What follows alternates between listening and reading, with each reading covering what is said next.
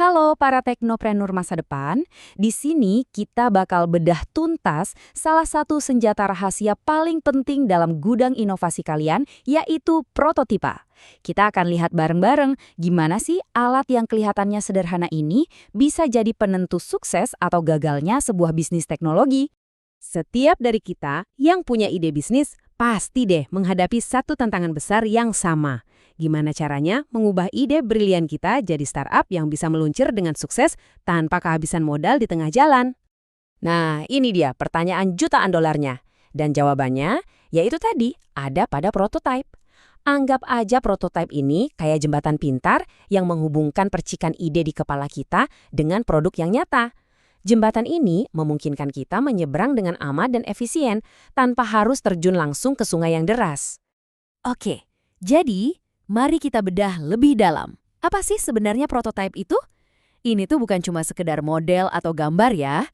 Prototype adalah sebuah alat berpikir kritis yang jadi jantungnya metodologi keren kayak design thinking dan juga lean startup. Gampangnya gini, seperti yang diajarkan oleh Tim Brown, pelopor design thinking, tujuan utama prototype itu bukan buat bikin produk mini. Tujuannya adalah untuk memaksa otak kita bekerja.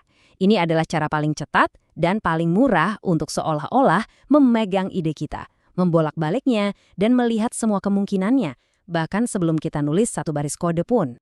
Dan inilah kuncinya, prototipe itu buat kamu dan tim kamu. Ini adalah kesempatan emas buat nanya ke diri sendiri, ide ini masuk akal nggak sih? Alurnya udah bener belum? Nah, ini semua dilakukan sebelum kalian berani menunjukkannya ke dunia luar. Jadi ini soal menemukan rambu stop atau lanjut secara internal dulu. Oke, sekarang kita masuk ke area yang jujur aja sering banget jadi jebakan buat para founder pemula. Prototype versus MVP. Keduanya penting banget tapi fungsinya beda jauh. Mari kita luruskan perbedaannya, sekali dan untuk selamanya. Coba lihat bedanya. Di satu sisi, ada tim yang lagi diskusi di dalam ruangan, penuh dengan coret-coretan dan tanda tanya. Itulah dunianya prototipe. Pertanyaannya adalah, kita bisa nggak sih bikin ini? Nah, di sisi lain, ada pengguna nyata yang lagi coba-coba produk kita, kasih data. Itulah dunianya MVP. Pertanyaannya ganti jadi, perlu nggak sih kita bikin ini? Beda banget kan? Eric Ries, penulis buku legendaris The Lean Startup, mendefinisikannya dengan sangat pas. MVP itu versi paling dasar dari produkmu yang bisa kamu kasih ke pengguna nyata buat dapetin satu hal paling berharga, pembelajaran yang tervalidasi. Jadi, orang beneran mau nggak pakai solusimu? MVP lah yang akan menjawabnya, dengan data, bukan asumsi. Jadi, urutannya jelas ya. Bikin prototipe dulu untuk berdebat dan bereksperimen di dalam tim. Begitu kalian udah yakin, baru deh bangun MVP untuk belajar langsung dari pasar. Ini cara paling efisien buat lari, seperti yang ditekankan Ash Maurya dalam Running Lean. Intinya, jangan buang-buang uang dan waktu buat publik sebelum idemu solid secara internal. Dan bagian paling kerennya, kalian nggak perlu jadi jagoan coding atau desainer grafis buat mulai. Kita bisa banget mulai dengan yang namanya prototyping low fidelity. Metode yang super cepat, super murah, dan sangat efektif. Yang pertama dan paling dasar, prototipe kertas. Serius, cuma butuh pulpen sama kertas, kalian udah bisa gambar setiap layar aplikasi dan pura-puranya mensimulasikan alur pengguna. Ini cara super cepat buat nemuin masalah navigasi yang fundamental. Naik satu level, kita punya yang namanya wireframe. Anggap aja ini kayak denah rumah buat aplikasi atau websitemu. Kita nggak peduli dulu sama warna atau gambar, fokus utamanya cuma satu.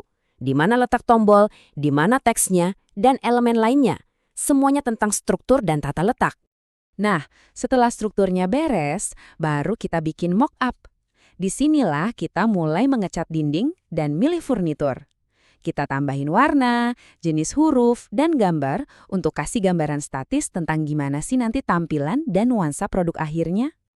Kalau ide kalian lebih dari sekedar aplikasi, misalnya layanan yang ada proses di dunia nyatanya, kita bisa pakai service blueprint. Ini kayak peta yang menggambarkan semua yang terjadi di panggung depan yang dilihat pengguna, dan juga semua proses rumit di belakang panggung yang nggak mereka lihat, biar semuanya berjalan lancar. Kutipan ini benar-benar merangkum semuanya dengan sempurna. Pola pikir prototipe tuh gini. Buat dengan cepat, jangan pernah jatuh cinta sama prototipemu, jadi jangan takut membuangnya, dan yang terpenting, gunakan itu untuk memastikan seluruh tim punya pemahaman yang sama. Ini semua tentang belajar, bukan tentang membuat karya seni yang abadi. Ingat ya, bikin prototipe itu bukan garis finish. Justru sebaliknya, ini adalah garis start. Nilai sebenarnya baru muncul setelah prototipe itu jadi, yaitu pas kita berhenti sejenak dan mulai bertanya.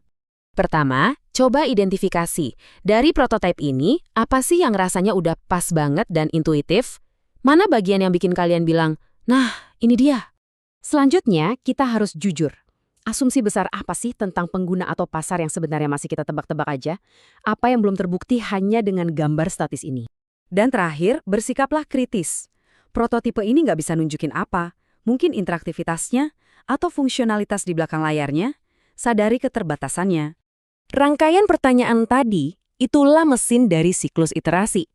Proses refleksi inilah yang mengubah prototip dari sekedar gambar menjadi bahan bakar untuk belajar, memperbaiki, dan membangun versi selanjutnya yang jauh lebih baik.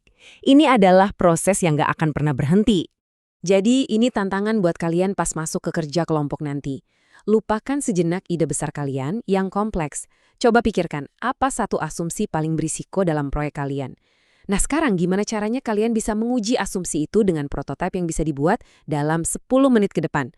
Mulailah dari sana, selamat mencoba!